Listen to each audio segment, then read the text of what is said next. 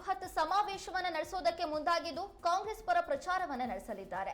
ಆ ಹಿನ್ನೆಲೆಯಲ್ಲಿ ಶಿವಮೊಗ್ಗ ವಿಮಾನ ನಿಲ್ದಾಣಕ್ಕೆ ಬಂದಿಳಿದಂತಹ ಸಿದ್ದರಾಮಯ್ಯನವರು ಮಾಧ್ಯಮ ಪ್ರತಿನಿಧಿಗಳ ಜೊತೆ ಮಾತನಾಡಿದ್ದಾರೆ. ದಿಂಗಾಲೇಶ್ವರ ಶ್ರೀಗಳ ಸ್ಪರ್ಧೆ ಕುರಿತಾಗಿ ಕೂಡ ಮಾತನಾಡಿದ್ದಾರೆ. ಜೊತೆಗೆ ಕಾಂಗ್ರೆಸ್ ಅನ್ನ ಬೆಂಬಲಿಸುವಂತೆ ಅವರಿಗೆ ಮನವಿಯನ್ನ ಕೂಡ ಮಾಡಿದ್ದಾರೆ. ಫಕೀರೇಶ್ವರ ಮಠ ಜಾತ್ಯತೀತ ಮಠ. ದಿಂಗಾಲೇಶ್ವರ ಶ್ರೀಗಳು ಧಾರವಾಡ ಕ್ಷೇತ್ರದಿಂದ ಸ್ಪರ್ಧೆ ಮಾಡಿದ್ದಾರೆ. ನಾನು ಅವರಿಗೆ ರಿಕ್ವೆಸ್ಟ್ ಮಾಡ್ತೀನಿ, ನಾಮಪತ್ರವನ್ನ ವಾಪಸ್ ತೆಗೆದುಕೊಳ್ಳುವಂತೆ ಕೇಳ್ಕೊಂಡಿದ್ದೇನೆ ಅಂತ ಸಿಎಂ ಸಿದ್ದರಾಮಯ್ಯನವರು ಹೇಳಿದ್ದಾರೆ. ಶಿವಮೊಗ್ಗದಲ್ಲಿ ಮಾತನಾಡಿದ ಸಿಎಂ, ಅವರದ್ದು ಜಾತ್ಯತೀತ ಮಠ, ಹಾಗಾಗಿ ಕಾಂಗ್ರೆಸ್ ಅನ್ನ ಬೆಂಬಲಿಸಬೇಕು ಅಂತ ಕೇಳ್ಕೊಂಡಿದ್ದೇನೆ. ಇನ್ನು ಹುಬ್ಬಳ್ಳಿಯ ನೇಹಾ ಹತ್ಯೆ ಪ್ರಕರಣವನ್ನ ಸಿಒಡಿ ತನಿಖೆಗೆ ಒಪ್ಪಿಸೋದಾಗಿ ಸಿಎಂ ಸಿದ್ದರಾಮಯ್ಯ ಈ ಸಂದರ್ಭದಲ್ಲಿ ಹೇಳಿದ್ರು. ಬರ ಪರಿಹಾರದ ವಿಚಾರದಲ್ಲೂ ಸುಪ್ರೀಂ ಕೋರ್ಟ್ ಮೊರೆ ಹೋಗಿದ್ದೇನೆ ಅಂತ ಹೇಳಿದ್ರು.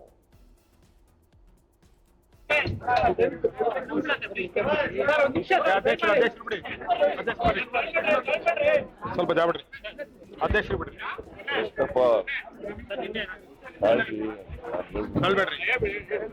ನಿಮ್ಗೆ ಮೀಡಿಯಾದವ್ರಿಗೆ ಒಂದೆರಡು ವಿಚಾರಗಳನ್ನ ತಿಳಿಸ್ಬೇಕು. ಒಂದು ಫಕೀರೇಶ್ವರ ಮಠ, ಅದು ಒಂದು ಜಾತ್ಯತೀತ ಮಠ. ಅದರ ಪೀಠಾಧಿಕಾರಿಗಳಂತ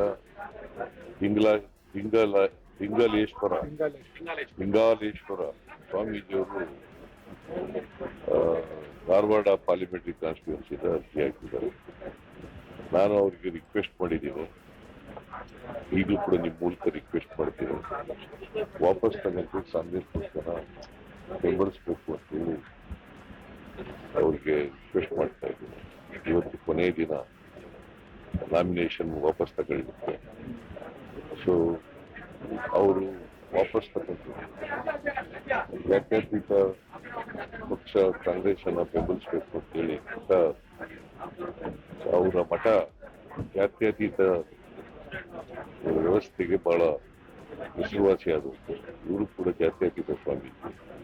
ಸೊ ಅವರು ವಾಪಸ್ ತಗೊಂಡು ಕಾಂಗ್ರೆಸ್ ಅಭ್ಯರ್ಥಿಗೆ ಘೋಷಿಸಬೇಕು ಅಂತೇಳಿ ಬೆಂಬಲಿಸಬೇಕು ಅಂತೇಳಿ ಒಂದು ಮನವಿ ಮಾಡ್ತಾರೆ. ನಾನು ಆಮೇಲೆ ಕೇಳೋ ಆಮೇಲೆ ಇನ್ನೊಂದೇನು ಅಂತಂದ್ರೆ, ಈ ಹುಬ್ಬಳ್ಳಿ ಇನ್ಸಿಡೆಂಟ್ ಇದೆಯಲ್ಲ, ಹುಬ್ಬಳ್ಳಿ, ಅದನ್ನ ಸಿಒಡಿಗೆ ಕೊಡ್ತಾ ಇದ್ದೀವಿ. ನಂಬರ್ 1. ನಂಬರ್ 2, ಸ್ಪೆಷಲ್ ಕೋರ್ಟ್ ಮಾಡ್ತೀವಿ ಅದಕ್ಕೋಸ್ಕರ. ಸ್ಪೆಷಲ್ ಕೋರ್ಟ್ ಮಾಡಿ, ವಿಶೇಷ ನ್ಯಾಯಾಲಯ ಮಾಡಿ, ಅದಕ್ಕೆ ಟೈಮ್ ಬೌಂಡ್ ಆಗಿ ಚಾರ್ಜ್ ಶೀಟ್ ಹಾಕ್ಬೇಕು, ಮತ್ತೆ ಇದನ್ನು ಕೂಡ ಕೇಸನ್ನು ಕೂಡ ಇತ್ಯರ್ಥ ಮಾಡಬೇಕು ಅಂತ ಹೇಳಿ ಅದನ್ನ ಸ್ಪೆಷಲ್ ಕೋರ್ಟ್ ಕೊಟ್ಟು ಹೋಗಿಲ್ಲ.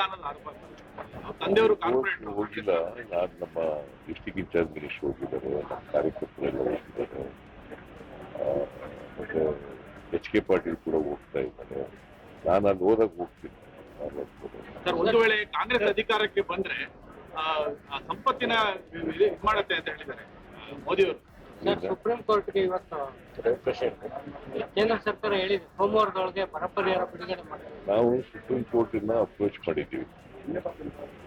ಯಾಕಂತಂದ್ರೆ ನಾವು ಮೆಮೊರಾಂಡಮ್ ಕೊಟ್ಟು 7 ತಿಂಗಳಾಯ್ತು.